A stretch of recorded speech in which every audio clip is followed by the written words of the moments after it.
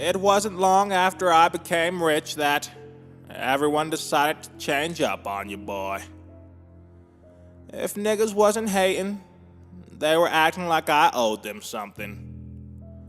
It was the main reason I decided to recluse myself deep into the mountains.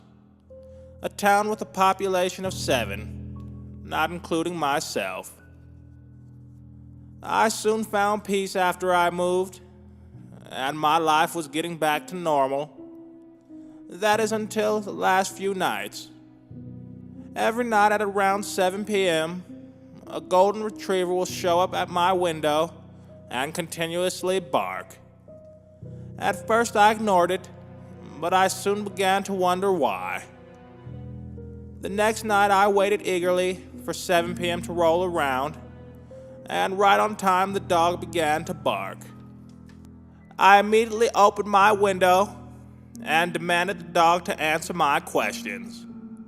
Hey, why are you doing this? What's the big idea? After a brief pause, the dog began to speak. I want you to follow me. Follow me, my friend. The dog said. Did this nigga just talk? I said aloud. I have been talking for days. You just haven't been listening. Now let's be off. The dog then turned and motioned with his head for me to follow, which I did. The dog led me to a white van, and the door slid open, and I was greeted by 6 creepy-ass white people. Greetings, my friend, they all said in unison. What's poppin', y'all? I'm just wondering why the fuck y'all didn't knock at my door and just say what's good. They all stared at me with a shit-eating grin on their face. Then they all began to laugh at the exact same time. It was to weed out the weenies, one of the men said. Weed out the weenies, I said, confused. Before I could ask him to elaborate, we arrived at a scary-ass warehouse. Come now, we have orientation, the talking dog said. And the 6 other passengers motioned me to follow the dog. I followed the dog into the warehouse, and what we found inside was absolutely disgusting. In a circle, 60 more creepy-ass white people stood, and they were swaying back and forth while chanting, "One of us, one of us. Gooble gobble, gooble gobble." When they noticed I arrived, they instantly started to smile and wave, and then one man brought a bologna sandwich to me and told me to eat it.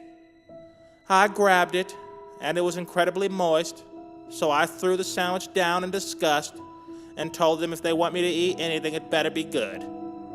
The smiles all faded instantly.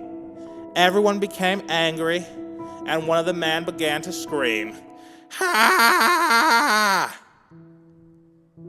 I was confused, and I told them I just didn't want to have a moist bologna sandwich in my mouth. They told me if I wanted to be a part of their club, then I had to eat it. I became more and more frustrated the more they insisted, and I finally snapped. Look, you weird-ass motherfuckers. I got enough money to not give a fuck.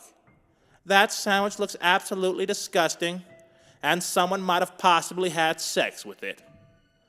At that moment across the room, the man who screamed ran out the room embarrassed.